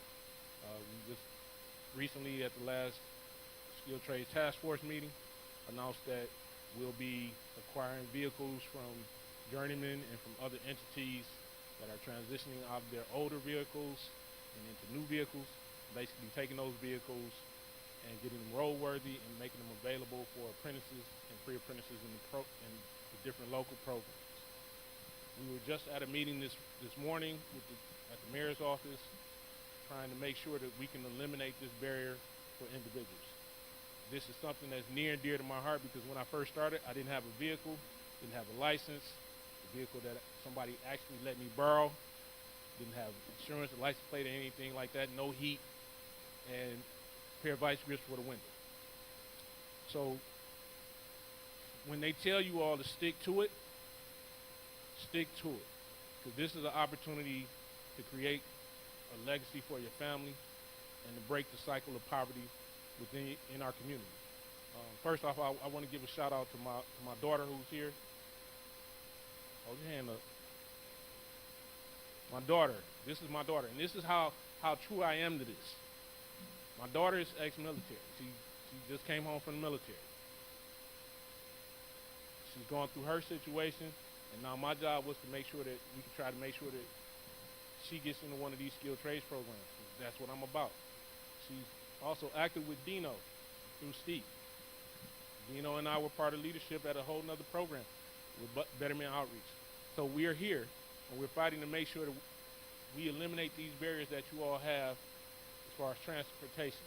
But the thing is, you're definitely going to have to work on getting your license together, making sure that you can pass a drug test so you can get into any one of these locals so that you can get to me so I can help make sure that you can get back and forth to work, whether it's here in Detroit or whether it's Bad Axe or Port Huron. Because at the end of the day, there's a lot of work here in Detroit, but at some point, there's going to be work outside of Detroit, and you need to be able to get there.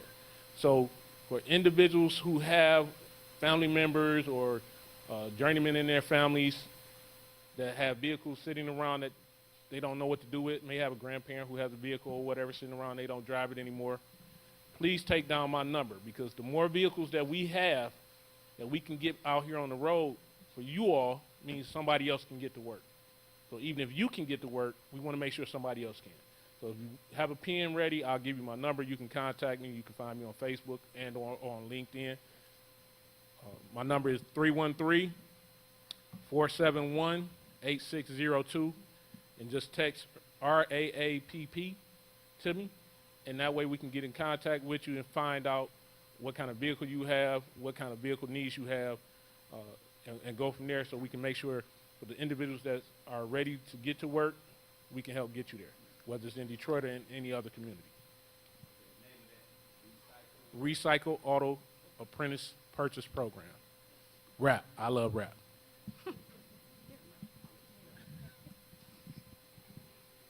Madam President, thank you. So my name is Alicia Moss, and I am the owner of a Detroit headquartered business. We consult in the construction industry. I'm a construction management firm, and I'm also a real estate developer in the city of Detroit. You'll see me here frequently, hopefully even more than you've seen me in the past, bringing opportunities or awareness to opportunities that are coming down the pipeline for everyone. I'm just going to speak to the people if you don't mind. To give you a heads up of other things that are coming that you don't see on the front page of the news. You know, it's not just Gilbert Building. There are a lot of opportunities in the city. We do have a lot of regulations and rules and orders that say we need to use our local people, but at the end of the day, it depends on who's the D, who's sitting at the top making the decisions.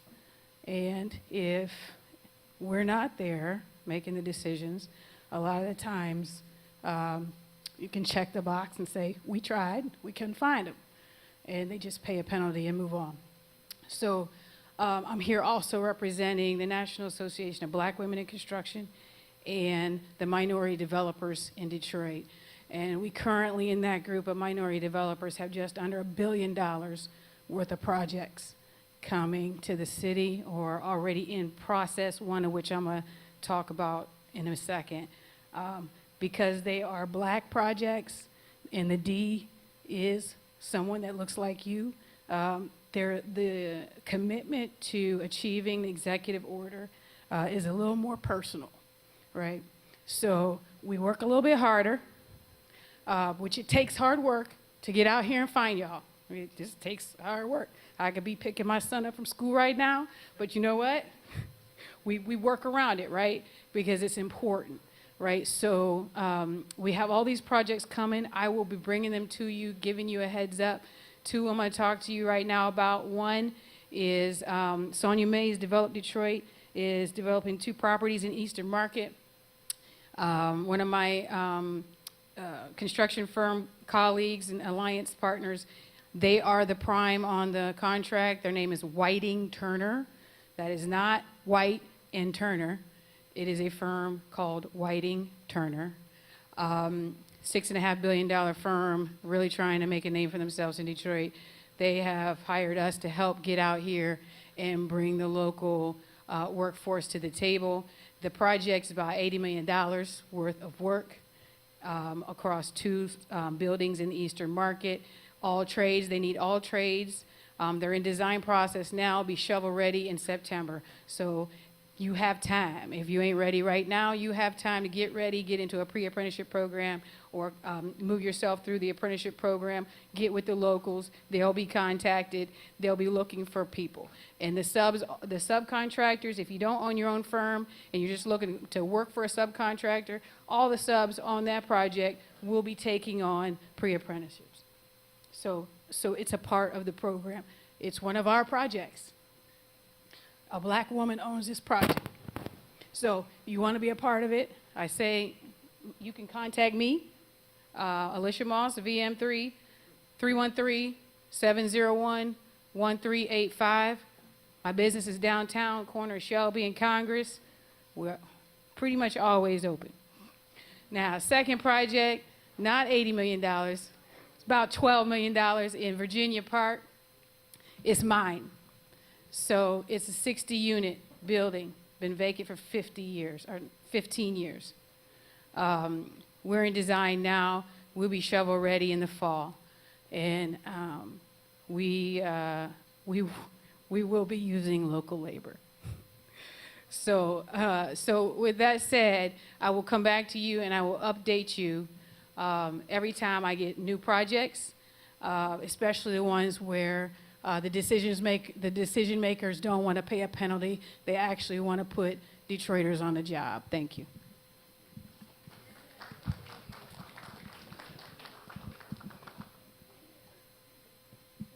Excuse me, I'll be brief. Good evening, Madam President, fellow panel. I bring greetings on behalf of State Representative Cynthia A. Johnson. And I hear we talk about the residency requirement, and I'll be remiss if I didn't talk about a bill that we're working on, because the number one reason why we can't fulfill that residency piece is because many individuals within our city have a criminal conviction.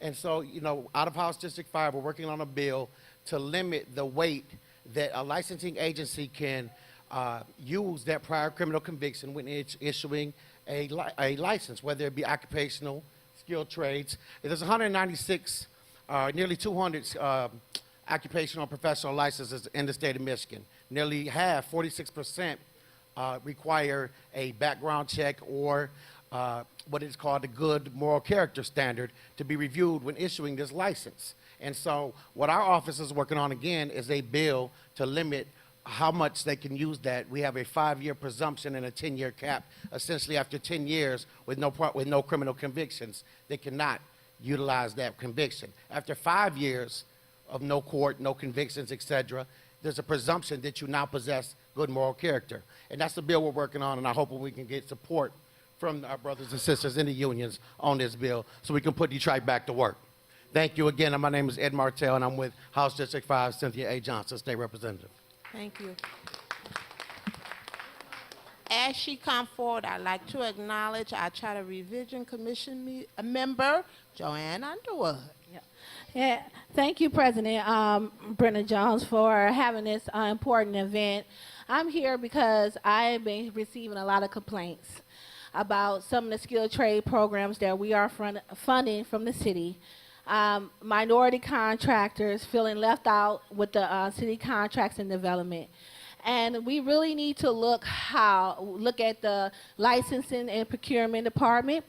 We also need to look at the fact that we have people that are qualified and just not receiving the contracts. We also got to do something about the penalty. See, when these developers, the people who come and do business in our city, when they don't meet our requirement, they pay the penalty. Now that money is going towards these training programs. So it's like a conflict of interest there. So it'd be unlikely for them to, make sure we have Detroiters that's qualified, union ready to work when they making money off the training program itself. So we need to put something in place to make sure that we have some, to enforce that, no, we don't want you to just be paying penalties. We want you to actually get these people to work so they can make that good money. Also, the racism in the unions have to be addressed with.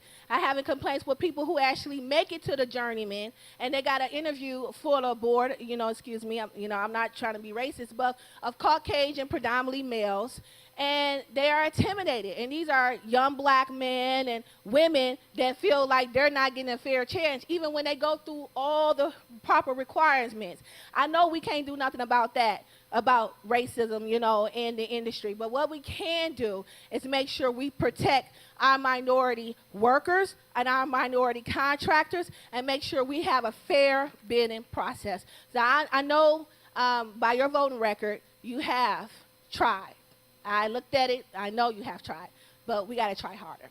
Okay, so let me, on that note, I want to introduce and bring up to the mic Renard Richmond, who is a construction outreach management and civil rights inclusion and opportunity. Thank you, Council President.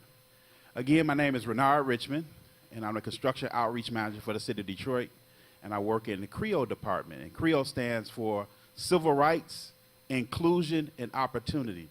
So as the young lady who just spoke was talking about all of the issues that are out here in the industry, we are the governing body for the city of Detroit who address those issues, from the civil rights issues and human rights issues. So we go out and do the investigations and look at that. But more importantly, the contributions, we don't call them fees or collections. We look at them as contributions, because those contributions go to the training of Detroiters to be qualified to work on these projects.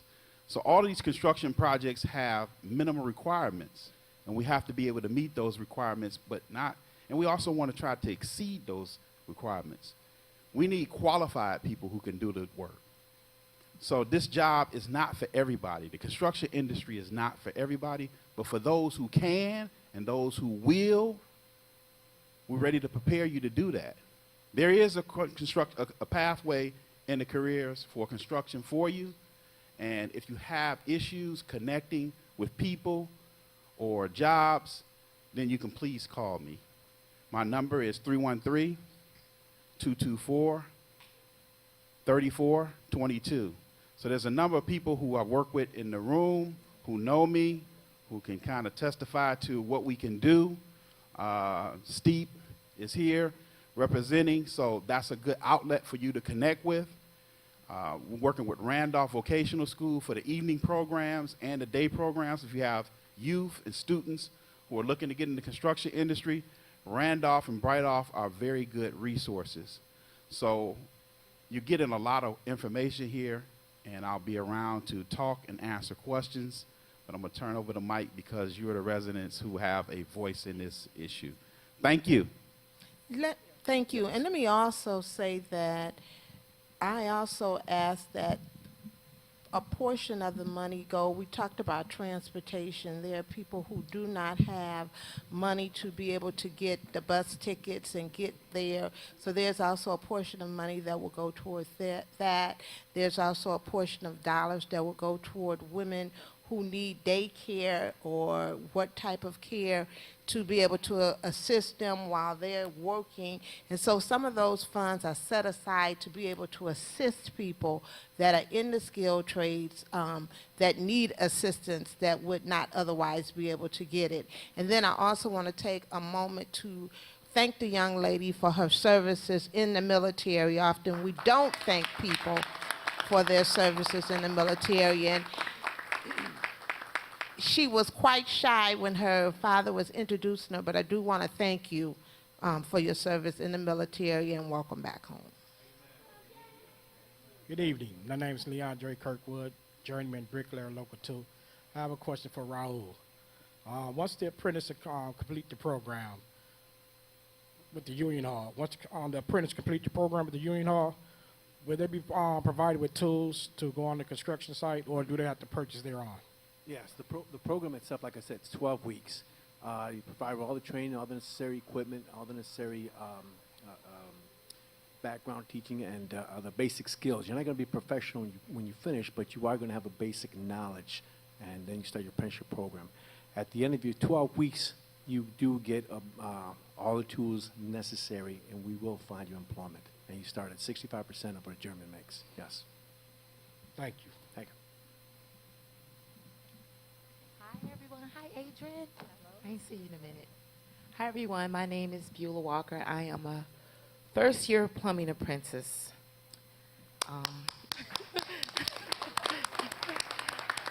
I just want to encourage everyone in this room, pick the trade that you love. Don't pick it for the money, because if you pick it for the money, you're not going to like it and you ain't going to last. I just want everyone to know I went through all these programs. I am a graduate of STEEP. I am the very first graduate of STEEP.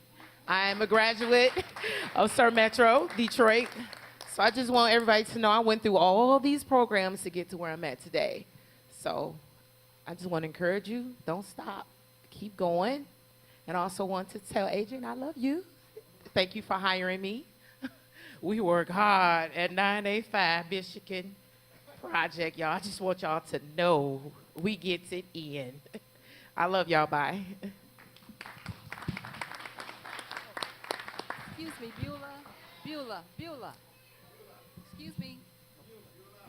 Beulah?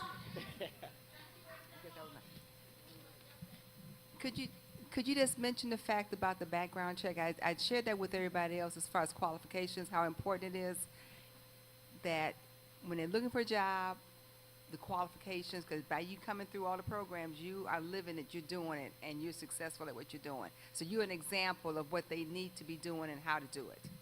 Well, before I went into the trades, I'm come from the banking, finance, and gaming institution. So I've been clean all my life. Where I come from, they did hair sample. When I came to the trades, when I found out they did urine, I was like, oh, this is going to be easy, because I've never took a urine test. One job they did blood, and those tests are expensive. So I've always been under hair and blood, because in the banking and the finance institution, you're around millions and millions. I'm talking about millions of dollars. This city ain't broke, y'all. It's money here, just so you know. So I've already had those things because a lot of it had to do with upbringing, my parents, that's Godfather. Hey, Godfather. A lot of it had to do with the people that I surround myself with.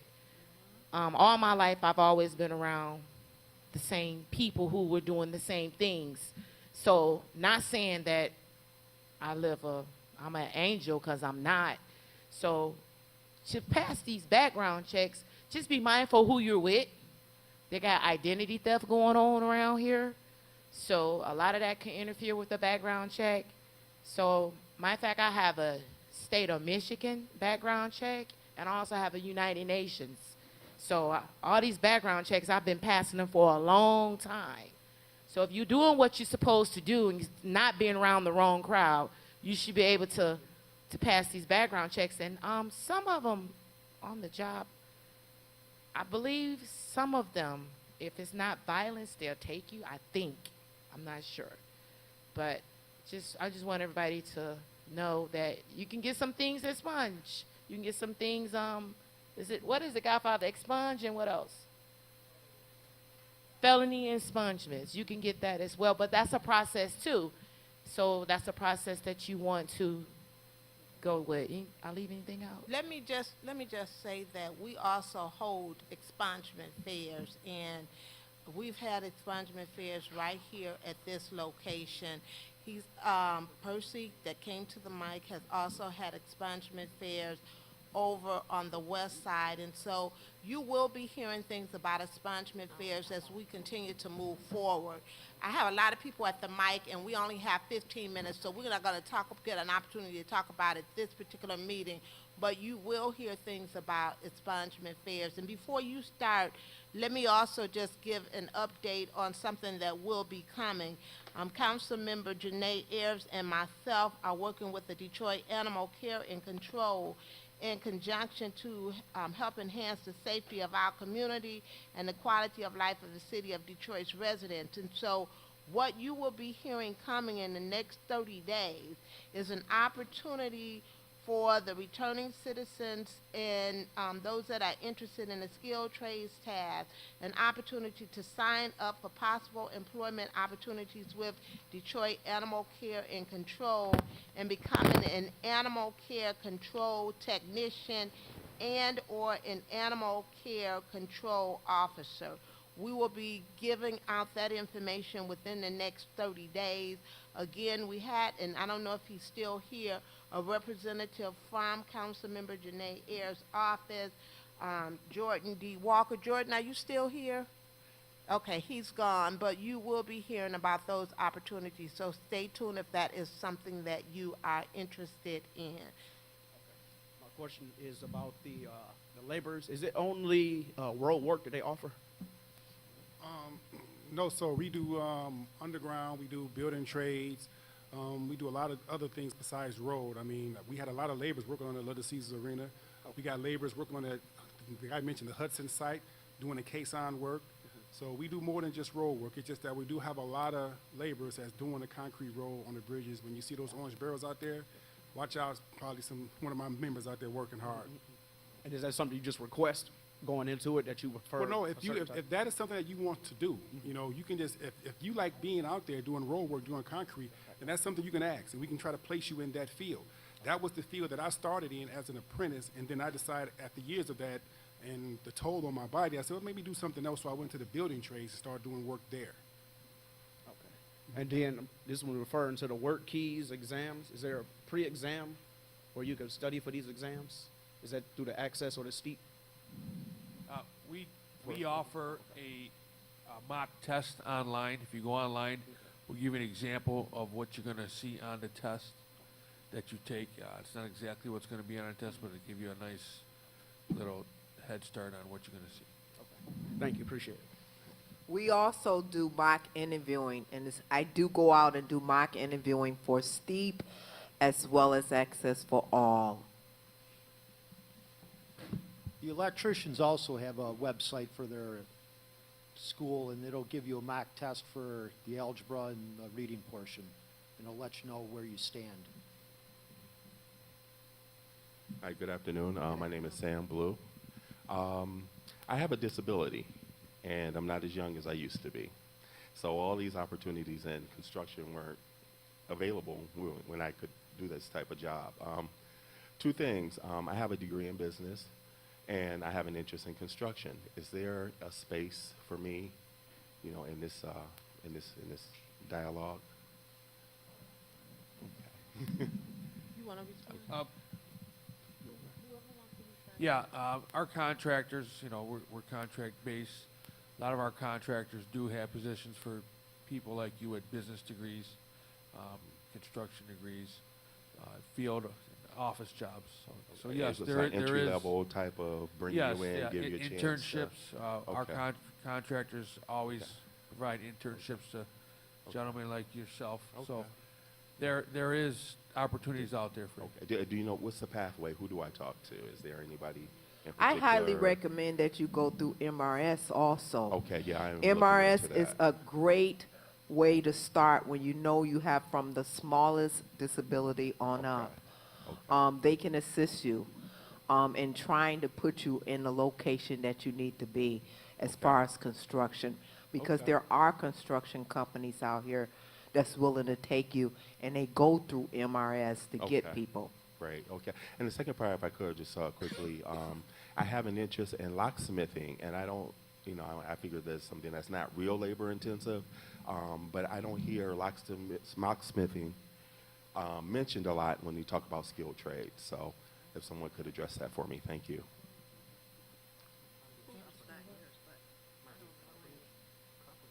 I'm sorry, you said you had an interest in what?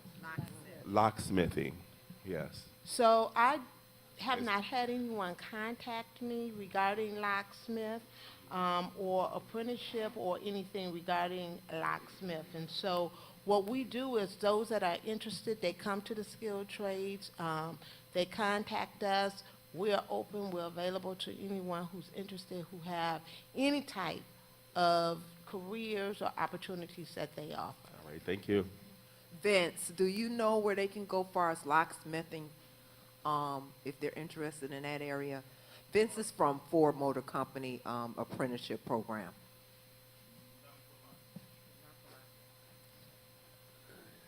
Hi, my name is DeAndre Green. I'm with the Bricklayers and Allied Craft Workers. I just wanted to let you all know, as far as with the bricklayers, you don't have to have experience. Just come in and fill out an application. When I started back in 2008, I didn't know nothing as far as the tools and stuff like that.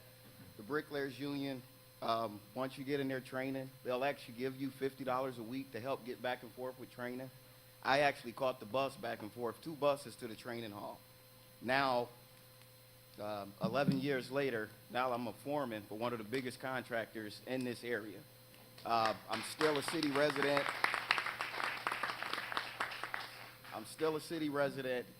Living here, so it is a lot of opportunities out here. They're not lying as far as saying that it's a big demand for us right now. We got the train station and all type of stuff going on right now. If you really want to make some money, like, this is the thing to do. Get in the trades, you can make some good money, no experience, and that's just all I wanted to say.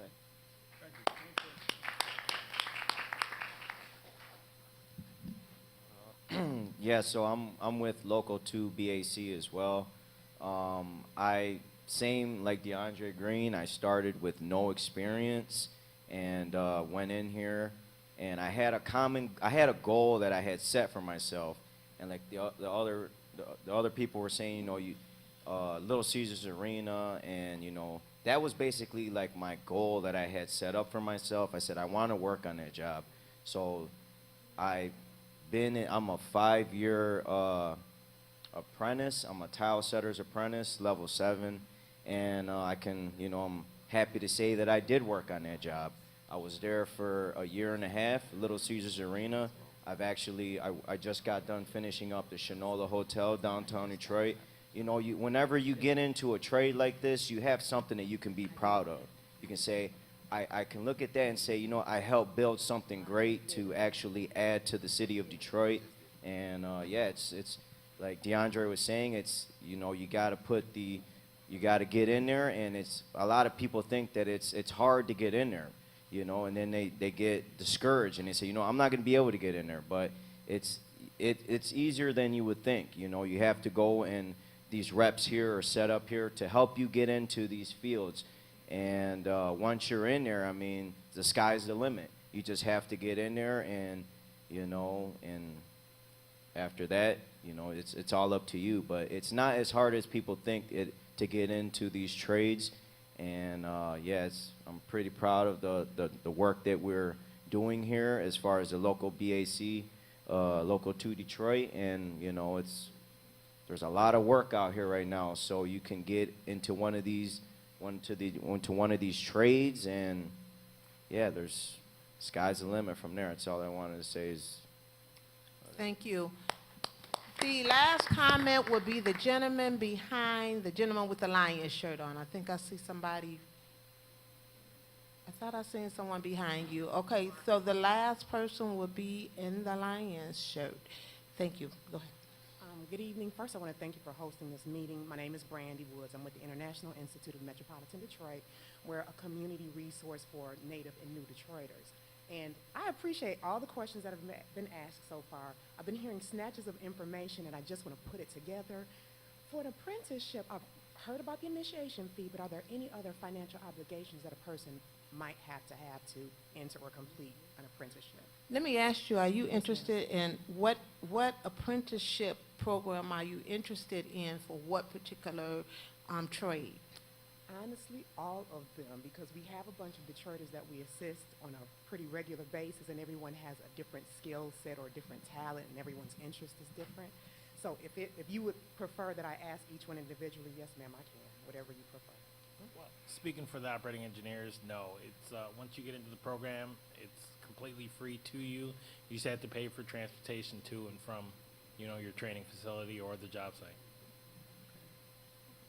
Yeah, I will say that it's also free for the bricklayers.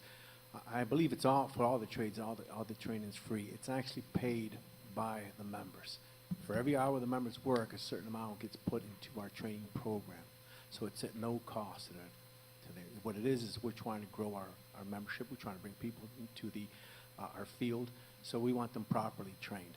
So most of our members have gone through some type of apprenticeship program, or if not, at least took advantage of the schooling. As far as the electricians go, it's like $100 a quarter, so it ends up being like $400 a year. But they want you to get money in your pocket first before they start. But that's just for your books. And there's sometimes in the first year, if you go to so many union meetings, they'll pay for your books. But other than that, there's really no charge. It's another, you're getting paid as you learn situation. So, you're going to need basic hand tools, which, again, if you don't have them when you get out on the job, most of the time, the older journeymen, they have tools that maybe they don't use anymore. If somebody's showing initiative and they see that they really want to do it, a lot of times the other members will give up money to help them out, to get them a pair of work boots, maybe to get them to the job. But the thing is, too, is, you are getting a career. And it's a lot of work right now in the city, but it will end. You can take this knowledge and go around the country. I worked on the road for 12 years. I've been to California, I've been to North Dakota, been to Delaware, I've been all over because of the yellow ticket in my pocket, because of my electrical license. So it's something that just doesn't hold you here. You can go wherever you want to in this country. As a matter of fact, over the world, depending on what contractor you get with. So it's an opportunity for people that really want it and want to put forth the effort, because there's more than enough people that will help you. But they want some skin in the game, too. They're just not going to hand stuff to you. So the people really got to want to be able to do it. The same with the laborers. You are under no financial obligation to come and get training for us. We actually we pay you to come to get the training. Like you mentioned before, the initiation fee, that is something that is worked out with the contractor and the member once they get the job. We want you to get the job first, and also we're going to give you training. Now, the young lady mentioned the donation, the penalty that they pay for these contractors. We see none of that do not come to us. We pay for our own training. That money that the contractor pays for the penalty goes somewhere else. That's not used for the training we give our people. So just to be clear on that. Can I see you afterwards? I have a reference for you. Thank you so much. Thank you. My name is Curtis Miller, and actually I don't really have no skilled trades or nothing of this, that. I've been working for the railroad for 23 years, and right now they don't appreciate me. So right now I'm trying to figure out, I'm 55 years old, and I want to try to get into another skilled trade. The skilled trade that I was interested in, it was the bricklayer and carpentry, because my heart is in Detroit, and I want to be able to create a business here and be able to help this new young generation coming in, because, I'm affiliated with people that's helping these kids that's coming out of foster care, and they need homes and all this and that. So what I'm trying to do is get all the information I can to turn around and help these kids coming out of foster care, to turn around and get in these skilled trades. And if I do it myself, prior to, me getting away from the railroad, because they don't appreciate me, and they don't appreciate my hard work and honor. So I'm just trying to figure out, as me being 55, if it's too late for me to come in and get another skilled trade. No, it is not. The meeting should be over soon. If you want to, we'll talk to you. I'll give you some more information. Okay, thank you. Grand Trunk. Good evening to the panel, to the people. Hello, what up, though? I just wanted to say that I got my start in the trades right here at the Skilled Trades Task Force room meeting, in this exact very same building, about 2.5 years ago. I was about maybe 60 days out of prison. You know what I'm saying? So I just wanna commend the councilwoman for holding these meetings, because it is vital, was vital for the city. I came through the STEEK program. The brother Van, Melody McGee, Vince Giles, Megan, all the guys all came out, man, supported me. But I just want to let everybody know that it's a rough road. This ain't easy. It wasn't easy. Once you get in, it ain't easy. For y'all guys who saying y'all have never been in the trade, never touched a tool, it's gonna be hard when you walk on a job site, man, and you don't know nothing.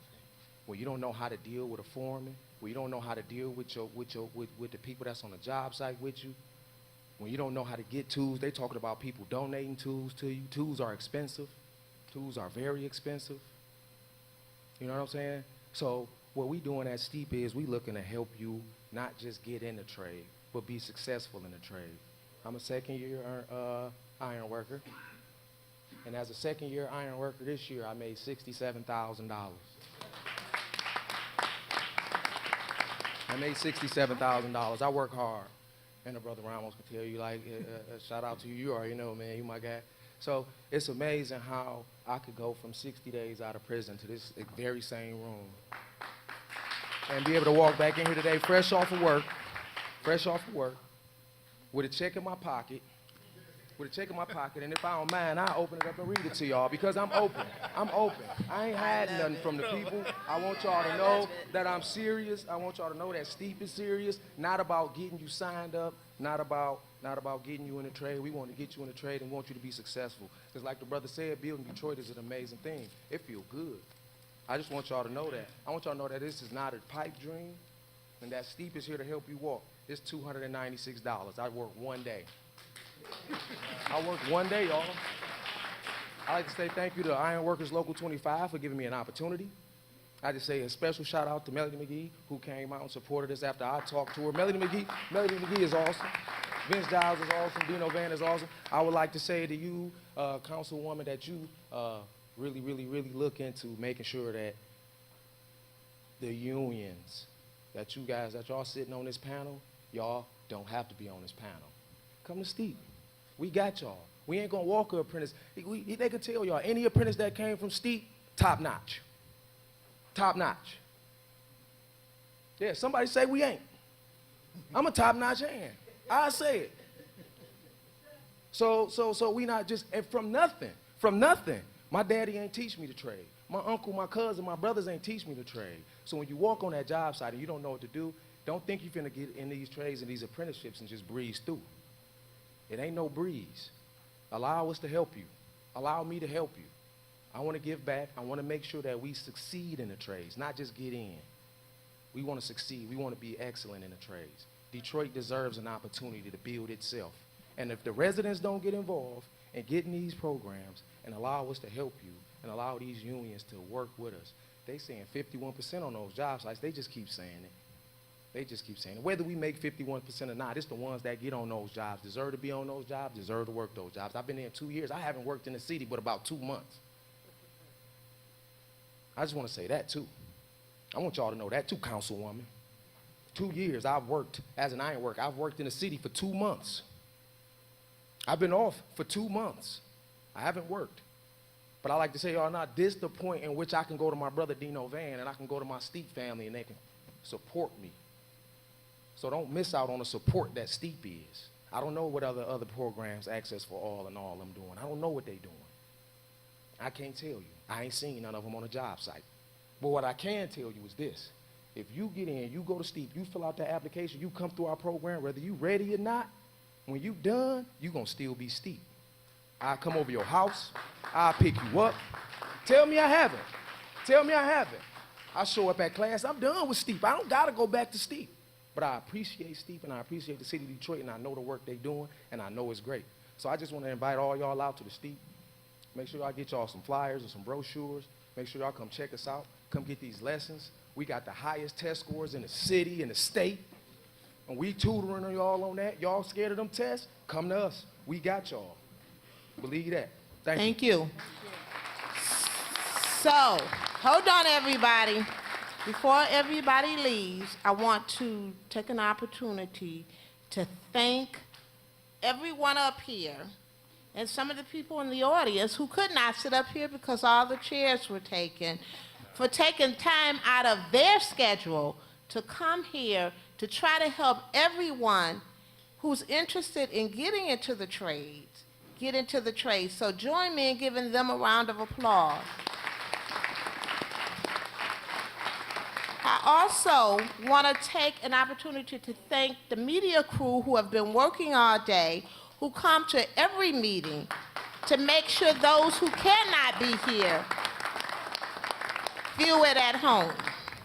I want to take the opportunity to thank UAW Local 22 for allowing us to use their space, their electricity, their heat, their tables free.